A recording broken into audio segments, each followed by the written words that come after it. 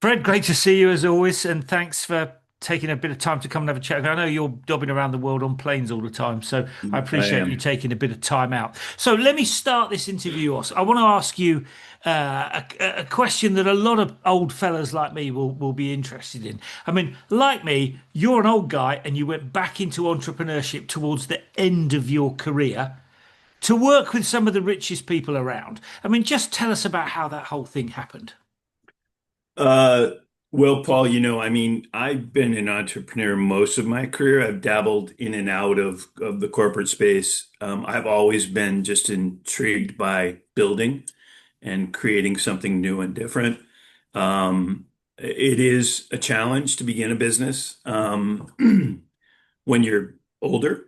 I mean, it's easier because when you're young, maybe you haven't had a great deal of success and the expectations on income are different, and but we I just I came out of a corporate environment that I'd gone into after COVID. And it was exciting for me because it what did provide an opportunity for me to build something inside a company that already existed, and we had a great deal of success.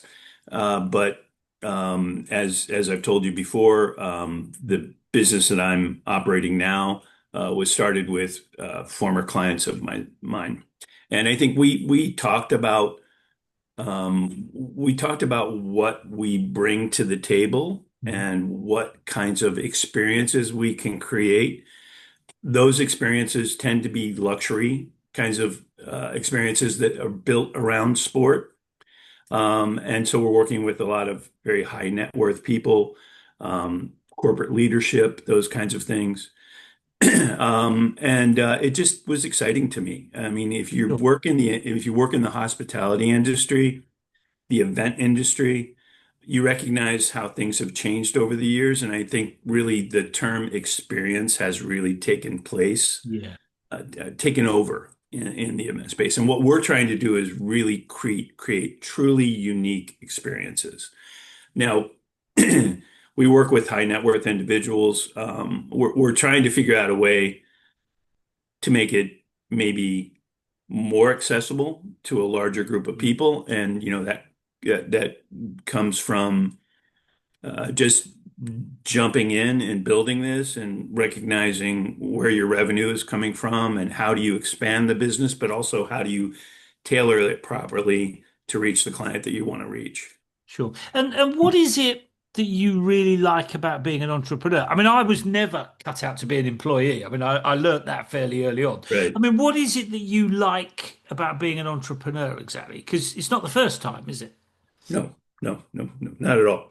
I've owned, founded several different companies. A couple of successes, a couple of not so much successes, and you've been into the entrepreneurial space, so, and you know that It's a in the roller coaster.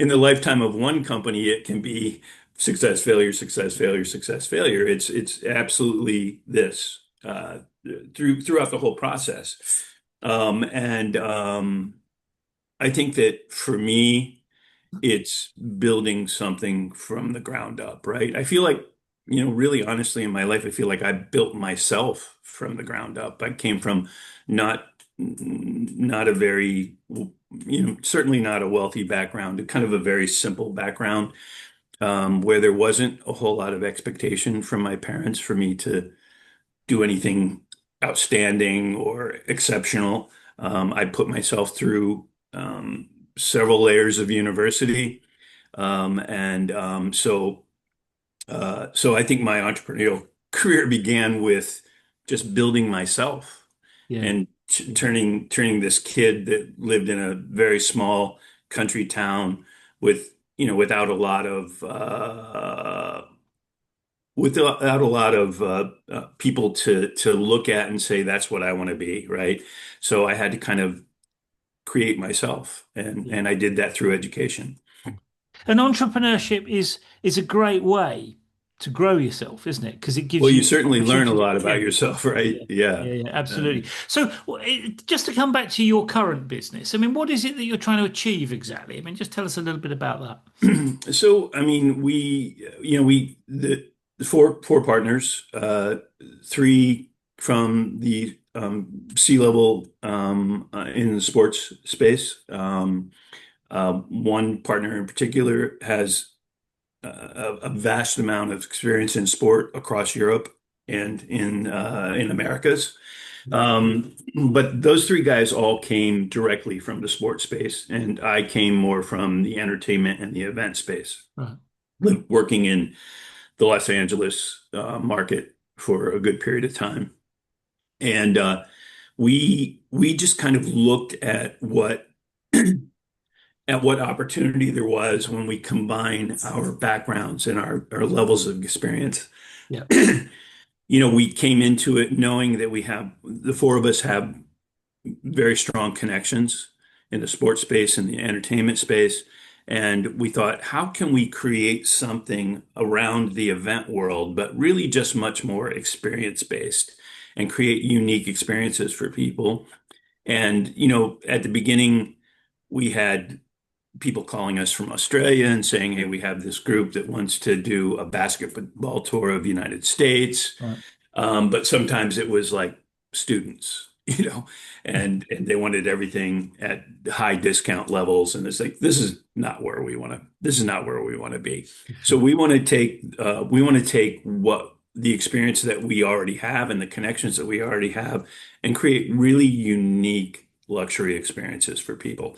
Again, that can either be a corporate group or that can be just high net worth individuals Sure. who have some interest in either coming from the US for British Premier League or Bundesliga or La Liga, or vice versa. Europeans going to the States for American football, baseball, Sure. those kinds of things. And then we build a program around that.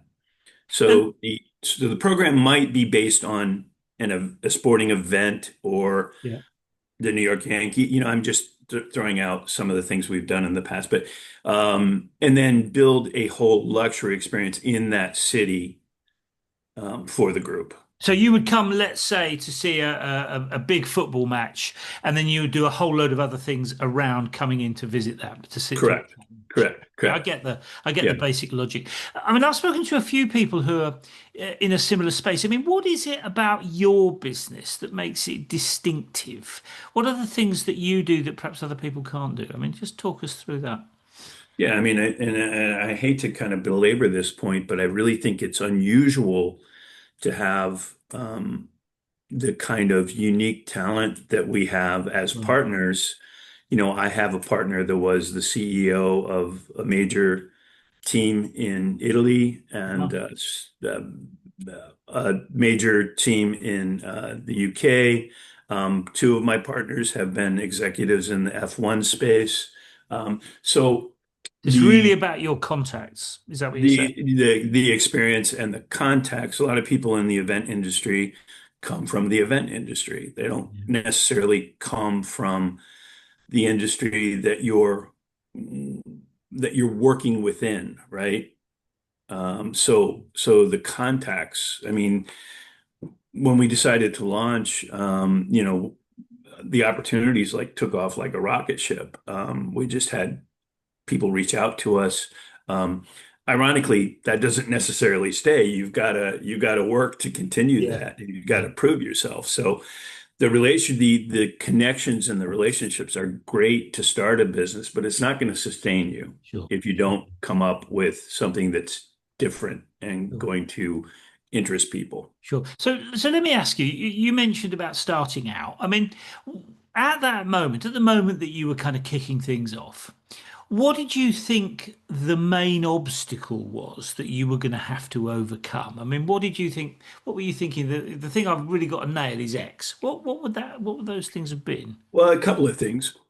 First of all, as I said, this is not my first rodeo. Yeah. I've started other businesses. I've started in businesses by myself. I've had partners.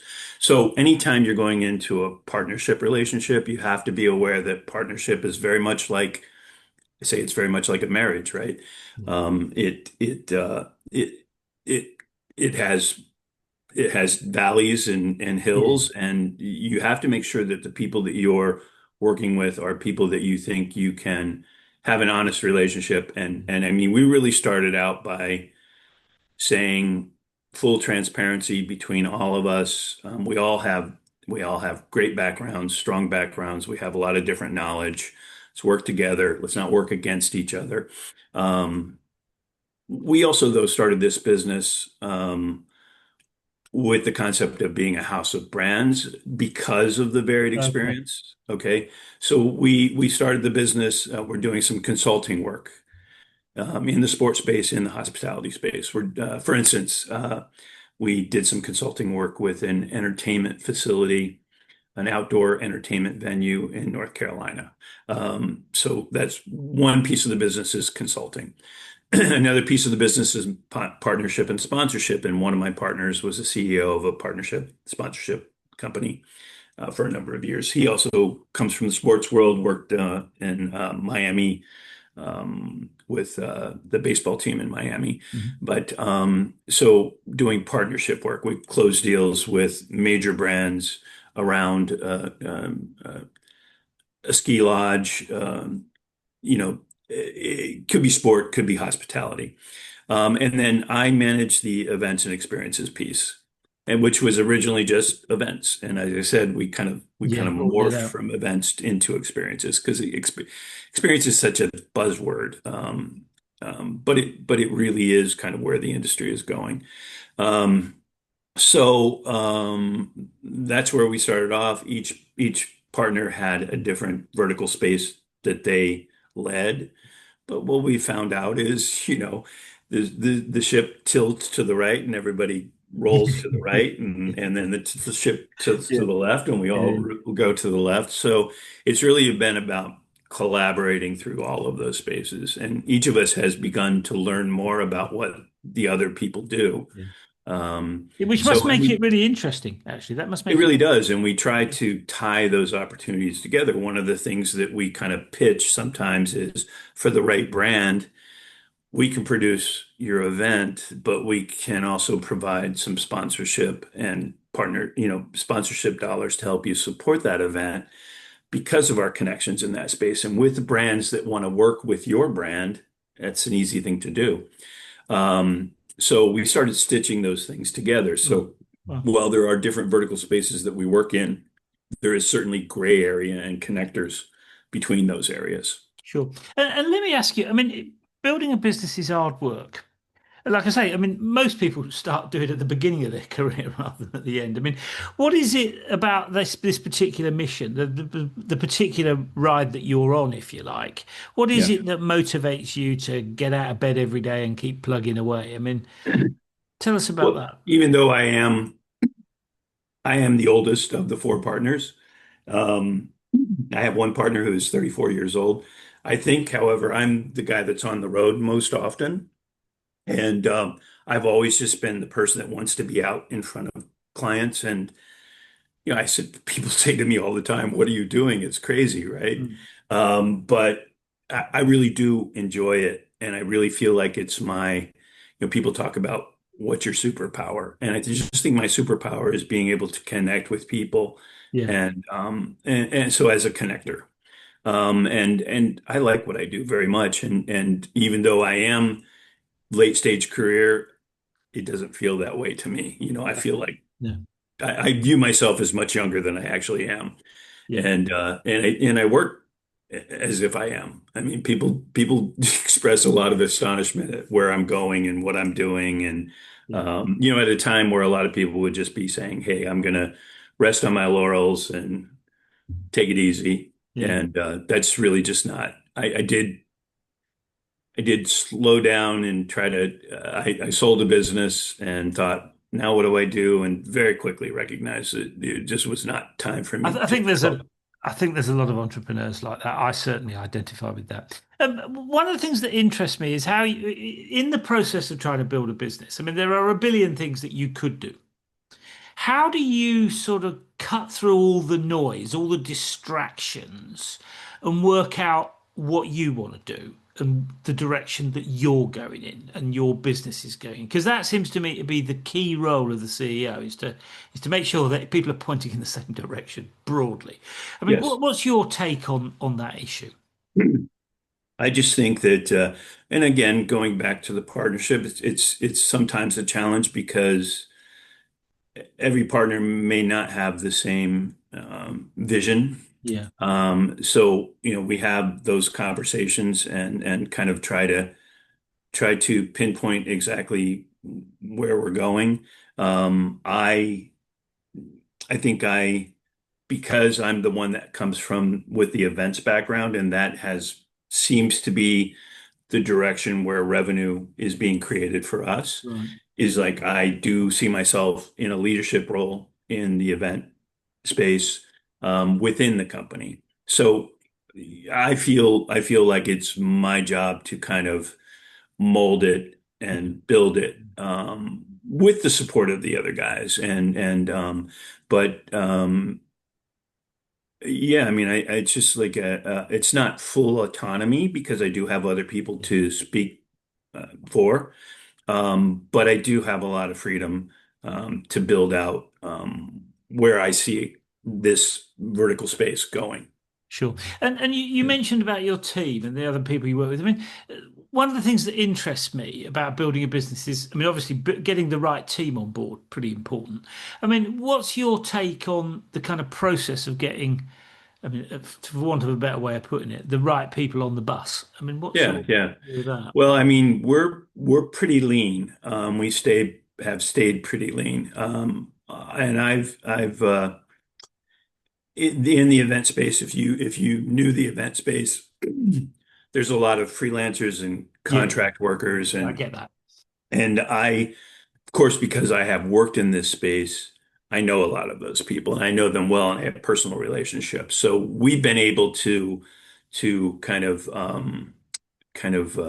pad our own team with some exceptional people who work in the freelance space.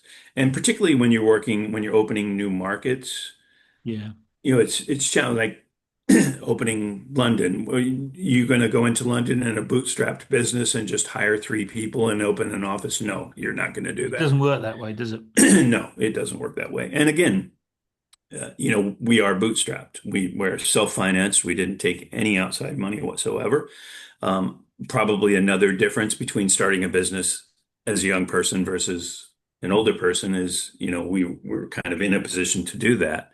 But everything that's going out the door is your money.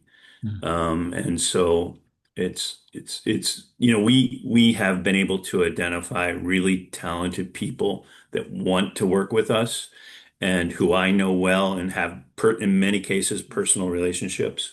And yes, the ultimate goal is to bring some of those people in full time as a team, but really freelance people don't necessarily want No. to join a team full time. So we've got our team in the States, and we've got a great list of freelancers and contract people that we work with that we have vetted or that I have worked with in the past. Um, so you bring in people that have talents that maybe augment what you do, Mm. but maybe that you don't have that talent. I'm not an operator. I'm not an event operator. I get so nervous when I'm on site at an event. I can sell it. I'm sure that we're going to do a great job at it, but if I'm on site while it's going on, I'm not operating it, but my operators just say, "Get out of here. Get out of Yeah, here. You're driving." You yeah, know what I mean? yeah, yeah, yeah. So you have to know who you are and what you do well, and then augment what you do well with people who do other things very well. And I want to pick up that point about, augmenting, adding, bringing people in that add to what you've got.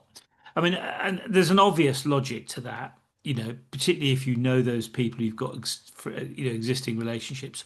But how do you create an environment in which those people can perform effectively?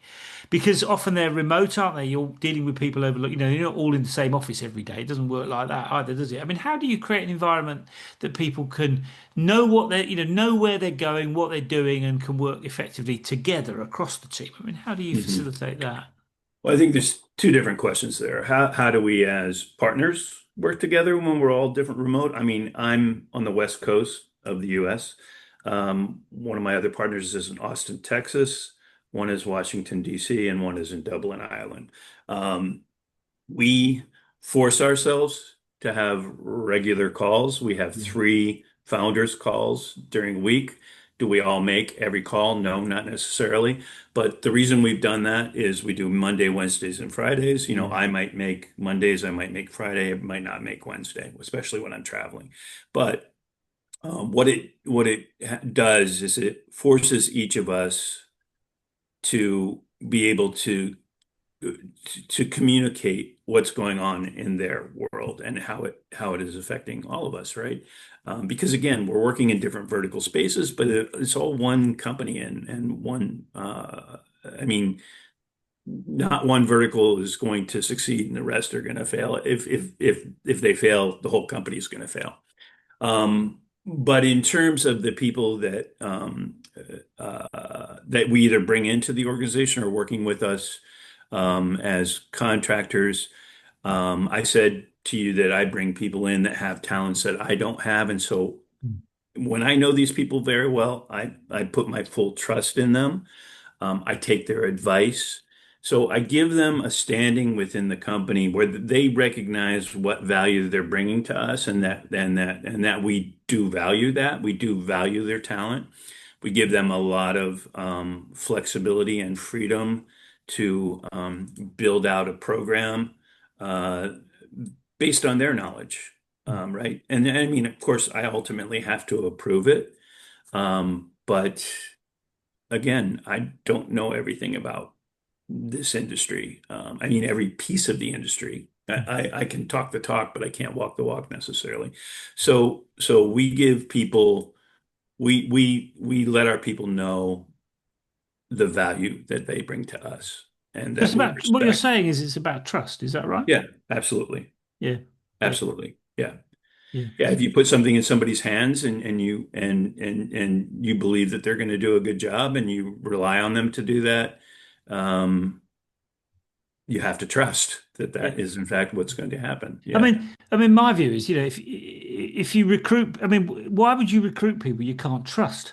I mean, you wouldn't recruit them, would you? So I mean, it seems to me that the trust thing is pretty central. If you find people that you can trust and want to work with, then there's a Yeah. good chance it'll work. If you recruit people you can't trust, you're asking Yeah. for I trouble. mean, I think I'm lucky. We're lucky that people that we have brought into the fold are people that we have previous relationships with Yeah. and who we already know. We already know their work ethic. We already know what they're good at, that kind of thing. So we're not bringing a whole lot of, at this stage, fresh Yeah. faces that we don't know, that we're just going through an interview process and banking on them being able to do what we think they're going to be able to do. We're working with people that we already know what their work Sure. is. So let me ask you about customers. I mean, you know, you talked about high net worth, very high net worth individuals and big corporates. I mean, what does a great customer look like to you? Uh, a great customer is, well, let me back up for a second because who are our customers, right? It is that high net worth individual. It is also corporate groups. But in our case, it's also the sport venue because we're pitching that we'd like to bring this to you, Right. or hotels. We work with a lot of hotels who, for the right group that's coming in, they say, "Oh, this is what we're looking to do." Um, they might refer us as, so we're selling in the hospitality space, we're selling in the venue space, and we're selling clients. So it's funny, I go to industry events and it's always broken down to uh, planners or suppliers in the hospitality space. Right. And we're kind of a little bit of both.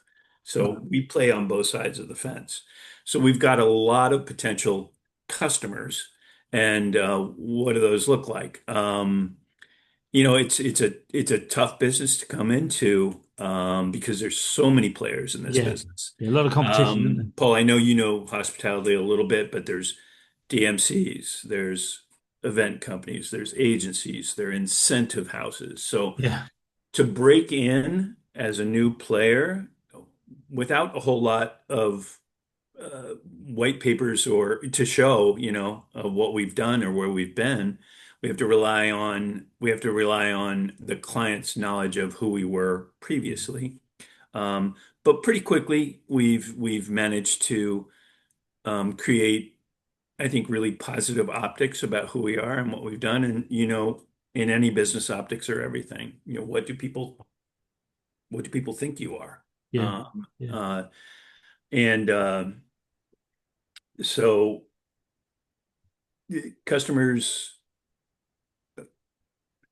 a good client is somebody who tells you what they need and gives you a budget, which is not always a thing. And in many cases, we'll have clients say, "Oh, no, no budget," until you start throwing things at them, and then all of a sudden the budget comes out. Yeah.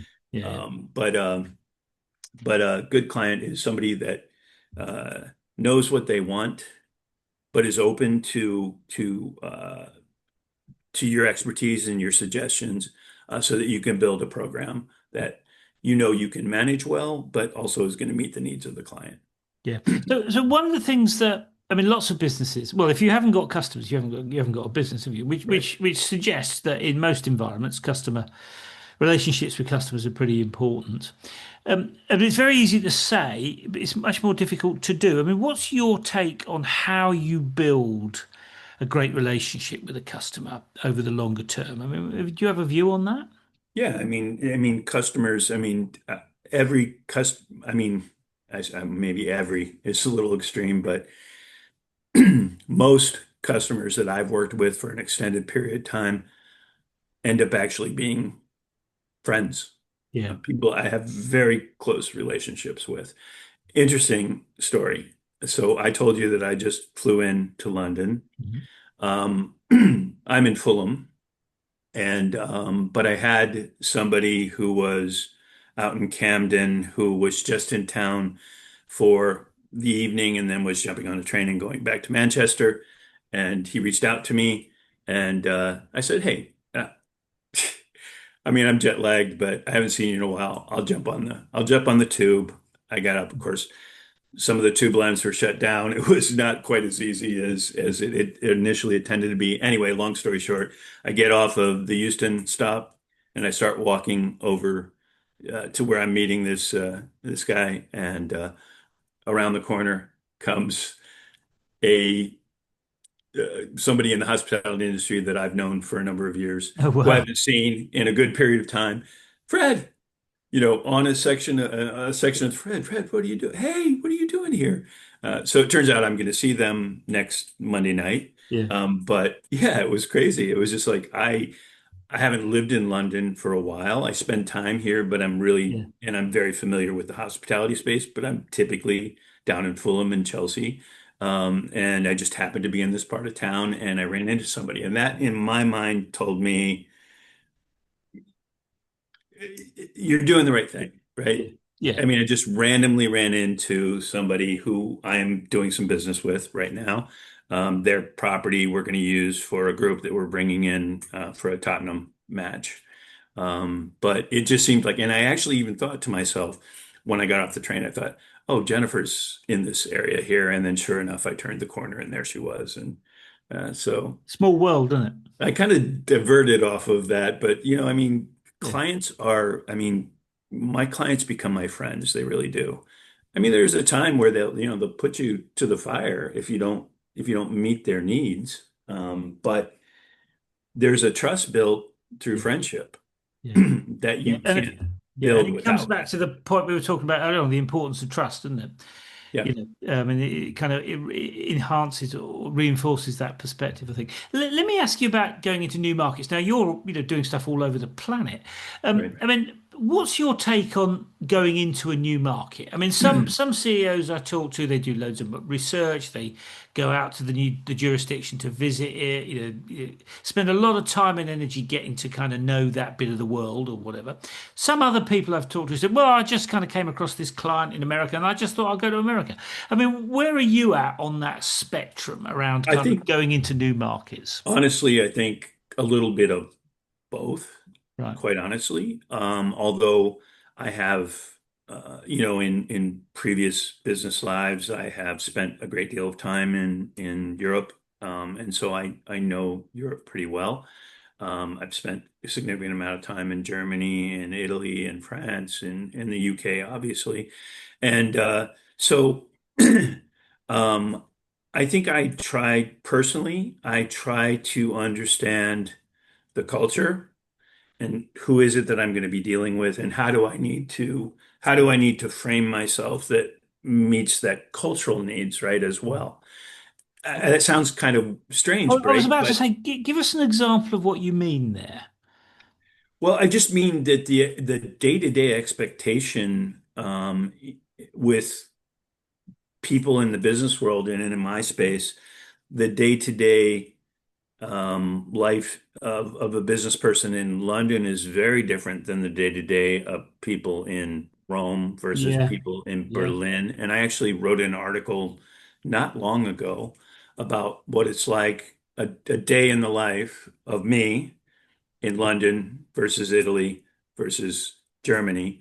And, things kind of like in the UK, the language is essentially the same. There are some differences, and I think the culture mirrors somewhat, but there are some real differences. I mean, it's not uncommon in the US to have a 4 o'clock in the afternoon appointment, but in the UK, it's kind of like unless you're meeting in the pub, yeah, you know, I don't know that I want to meet you that late. And yeah, then the pub turns into dinner, and then the yeah, pub turns into another pint or two. Luckily, pubs close reasonably early, and you still get to bed at a reasonable yeah, time and get up in the morning and get on the tube and go out to your next stop. Germany is all about being on time, being at the right place when you need to be there, that whole thing. And it's just very structured. There's an expectation for you to be well prepared. They don't want you to waste their time and, yeah, and they will let you know if you're wasting their time. Italy, on the other hand, you might have an appointment and they might show up 30 minutes later than the appointment started. I mean, it's a little looser. Breakfast is just, a coffee and a pastry and you're off. And then there's that period in the afternoon where everybody's chill and not doing much of anything. And then dinner's not until 9 or 10 o'clock in the evening. And, you're drinking some wine. And yeah, luckily, you don't have to necessarily get up super early in Italy because, it just works very differently. And so understanding the way people work is so yeah, important when you're working in other countries. And so what I do is I just, uh, in terms of investigating the market, I know there are people there that can be clients, right? It's just working in a way that benefits you in that culture, in that market. So we don't do a great deal of research. right, It's really more of the boots on the ground experience. And I go to industry events all the time. There's a IMEX in Frankfurt that I've been to a number of times. I meet all kinds of potential European clients there. But even, even the hoteliers that I'm working with in Europe, they're in the US as well all the sure, time. This sure. is conglomerate hotel chains, are kind of everywhere now. And let me ask, as you've expanded into more and more jurisdictions, I mean, would you say that your business is evolving? And in what way? Yes, I would say it is evolving. Again, going back to that we started this with kind of in mind that we were going to be a house of brands, I think, but what we've what we've recognized is that where revenue seems to drive from for us most is in the events and experiences spaces. So we've kind of fine-tuned what we do to kind of lead with that. It doesn't mean that we don't have other opportunities.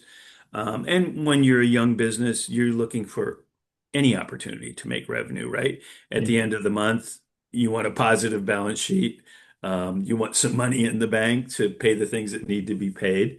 Yeah, I've watched so many other business leaders and entrepreneurs on podcasts before, and it's really the same thing. Entrepreneurs are not afraid to say that it's not always great. There are a lot of pitfalls, and one day you're high, you're very up and high, and yeah, and it feels very positive, and the next day you're just like in the dumps over what's going on. So we're what we're doing is we're trying to figure out exactly who we are, exactly what lane we want to go down. And yeah, that lane does play out across the different markets that we work in. While there are differences, there are cultural differences. The bottom line is the experience that we're creating and that we're producing for you needs to meet your needs. yeah, And again, going back to trust, right? Once you develop that trust with a client, then the door's open. yeah, yeah, But at the beginning, like this, it's trial and error. yeah. No, you're very successful now, and you've been successful in other businesses. I mean, what would you attribute that success to? Uh, I mean, I would say, yeah, I would like to say, I mean, I'm a hard worker, but I'm a smart worker. I have learned, look, I went to education for things that I don't do, right? I went to I went to law school. Right. Um, didn't really practice law. I have always been about, personally for me, I've always been really intrigued about just learning new things and moving into new directions. So I've been in the marketing space, I've been in the software space, now the events world, which, I just ended up in the events world on a complete, I mean, on a whim, on a just really strange. My wife has been in the hotel business for many years, her whole career.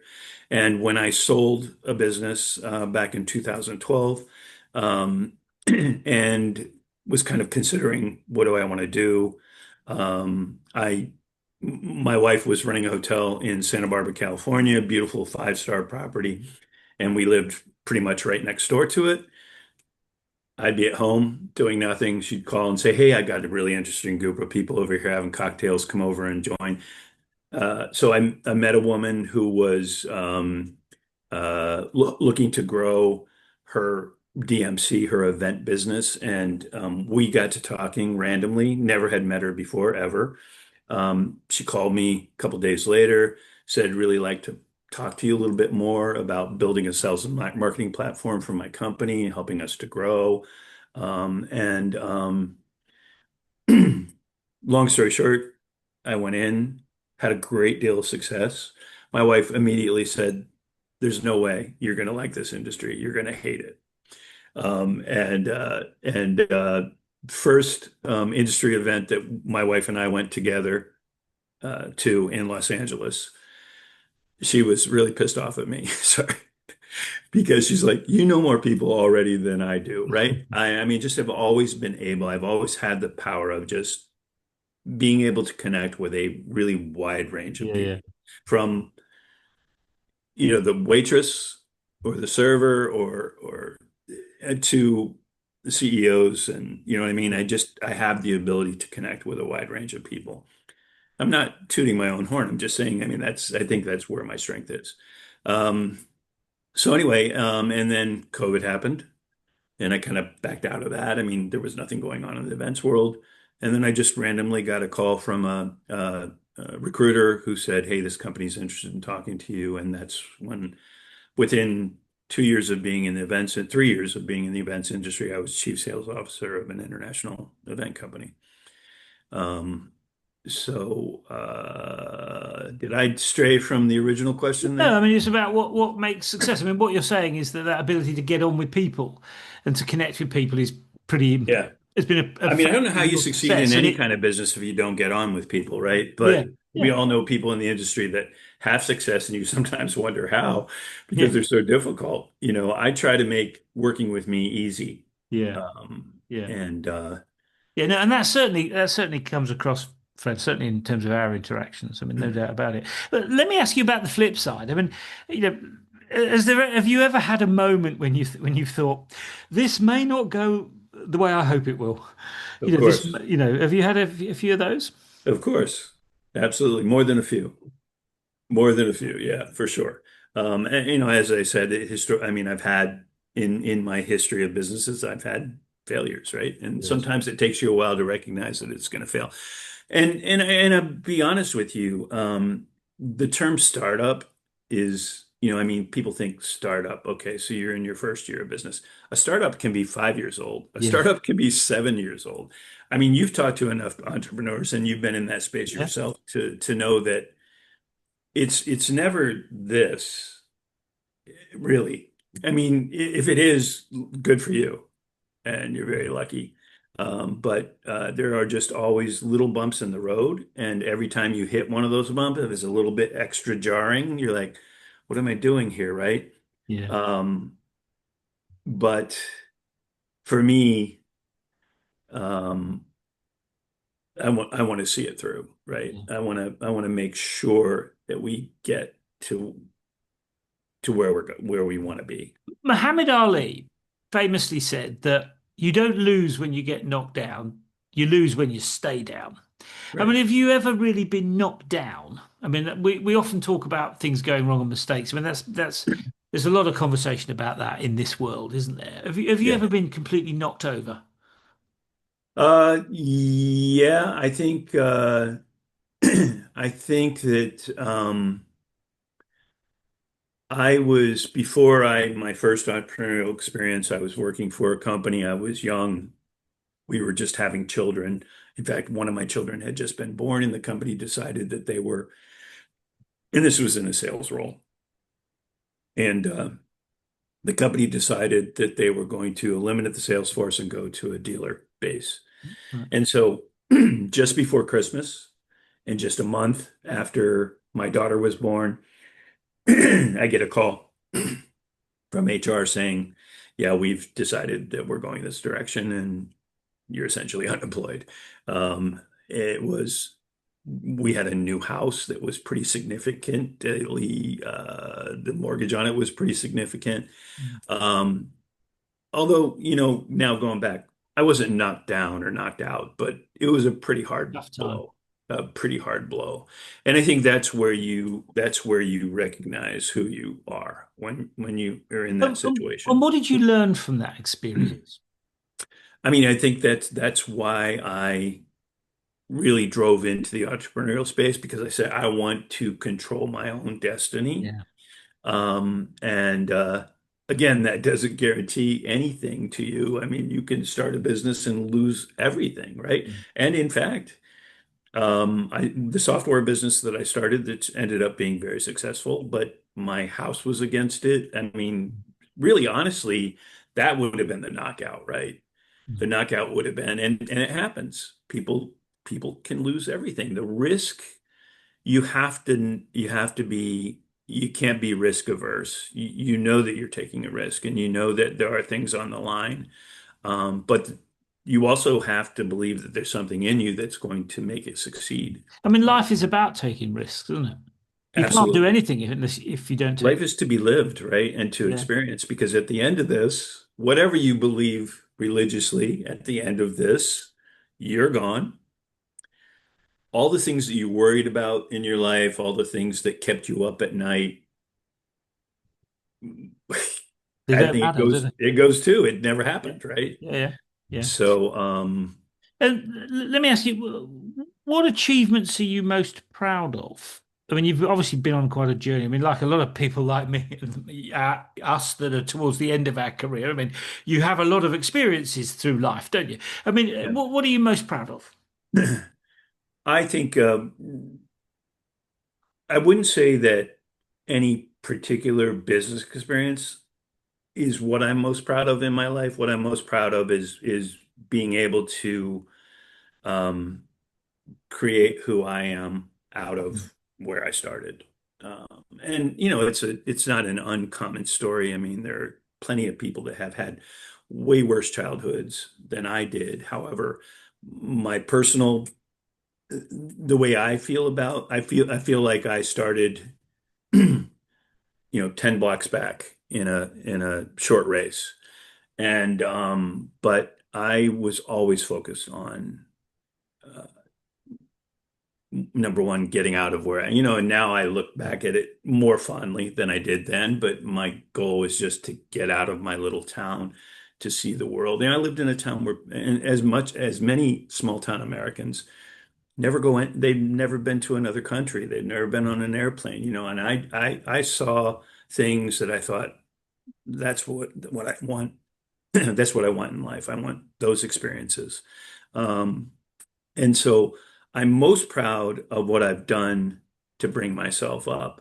In terms of business, I'm pretty proud that I moved into a brand new industry at not a young yet, kind of a beyond mid-career Mhm. time, and prove to myself that I could be successful And in an enjoy it industry by the that I've sounds of never been in before, right? it. Yeah. And So enjoy it. what that tells me is that it's not that you have a talent for a particular industry necessarily. It's just like, um, yeah, I mean, I've had success in three or four different industries, completely different industries. Yeah. And there was a time where people didn't do that ever, Yeah. And right? it's great. The way the world's changed and opened up those opportunities is great. It's amazing, and Yeah. it's a lot. What we can learn from the younger generation is they have been willing to. They change jobs. I mean, I can't believe the number of resumes where I see where somebody's worked a year and a half, 2 years, a year and a half. You know, my father's generation, you got a job and you worked at that job the rest of your life. Yeah. Yeah. And so my generation is somewhere in between there, more toward the same job your whole life. But I just love new opportunities and Yeah. new Yeah. It's what makes life new interesting. challenges. It really Yeah. is. Yeah. Let me ask you, what advice would you give to somebody starting out? I mean, like me, you're at the end of your career or closer to the end of the career than you are to the beginning. I mean, what would you say to somebody that is at the beginning of their career and thinking about doing the sorts of things that you've done In the entrepreneurial space or just in general? in general? In general. I think that sometimes we lock ourselves up and there is this thought that we have to know what we want to do once we start university, which is not realistic at all, right?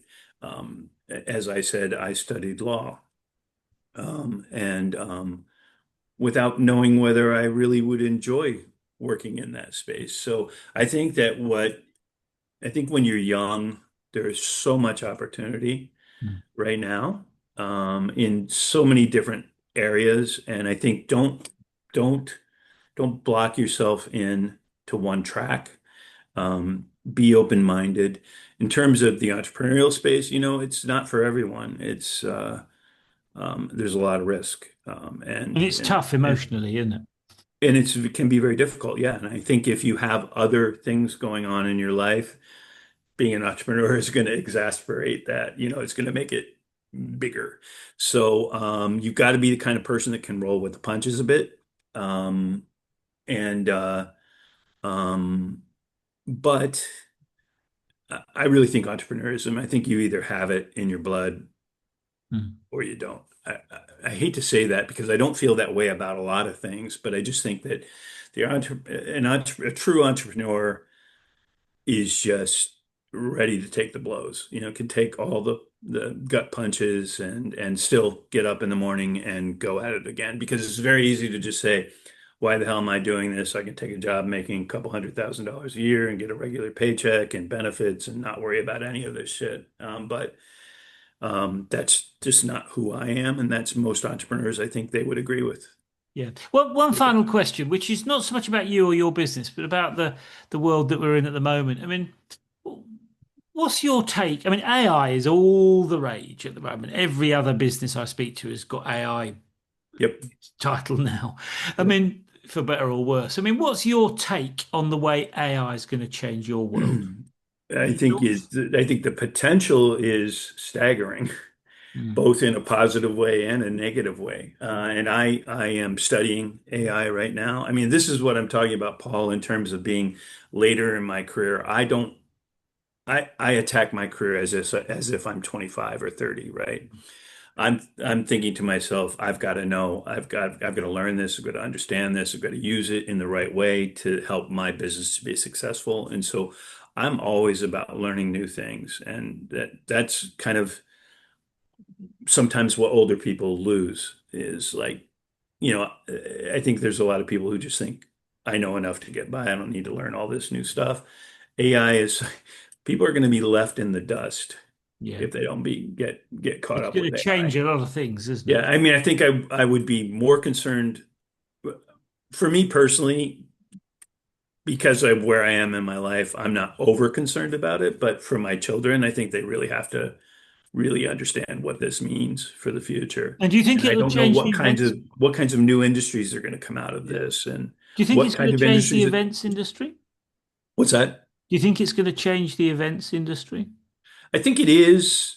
Um, I think it's going to change the way things are operated. I Mm. don't, it's still, the events industry is all about human connection, though. And so I think that that isn't going to change. Look, during COVID, everybody was doing Zoom meetings and events, and people got so tired of that. There is really a need. I think humans have a need to be connected in person. And I think that is kind of the thing that will float the events industry. But the way it's operated, the way it's going to change drastically. Yeah. Um, Yeah. so Either way round, it's going to be an interesting few years, would be. absolutely, absolutely, yeah. Fred, thank you for taking a bit of time to come and share that story. I mean, absolutely fascinating and very insightful. So, I really appreciate that. I know you're probably still a bit jet lagged, but I I do am. appreciate you taking a I bit of keep time looking at to. myself, thinking, "Oh my gosh, I look so tired," and I'm about to jump on another plane. So, and then I'll be back in London on the 9th, and immediately running to Fulham Eintracht. Um, Friendly, and Fulham is graciously hosting me and doing the whole big hospitality in their new event space, Right. which is amazing. So looking forward to that. But I don't actually, and then I go from here back to New York, and then New York to DC, and then finally back home. So Lots to keep you busy. yes, Fred, thank you for coming on. Thank you Paul, for thank you so sharing that much. story. And let's catch up again soon. Absolutely. Cheers, Fred. Bye Take bye. care. Thank you.